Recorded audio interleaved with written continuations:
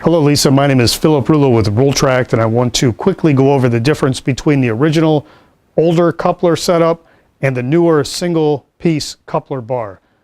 The surgeon had asked for the quote on the original, and I believe it's because he was not familiar with the new one-piece setup because that had just come out. So what I want to do is show you how to set up the original and then how to set up the new. And if you could please share this video link and this information with the surgeon, I would really appreciate it. So to set the original up, you will of course have your three pieces. You'll slide a tube on each side. Then you will take your center bar, put your ratchet on it, lock it into place into one of the holes or detents on the top post, making sure that this lock knob is all the way down so it's locked into position. Go ahead and slide that tube over to one of the alignment marks. Tighten it down. And do the same for the other side. Tighten that down.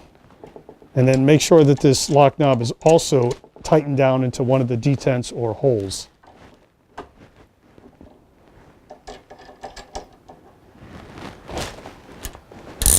Okay, you are now ready to use the Rultract coupler system with the original three-piece configuration. Now I'm going to show you how to set up the coupler assembly with the single coupler bar with the extension already built into it.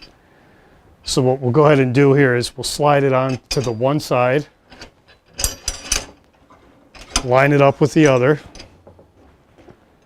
slide it over, making sure that these lock knobs are locked down again into one of the detents or holes of the top post. Then we take the Rultract ratchet, put it onto the extension, so you can see we're actually extended out a little bit over the table. Go ahead and put that into place, slide it back to the collar, tighten it down, and now you are ready to use the Rultract coupler assembly with the one-piece configuration.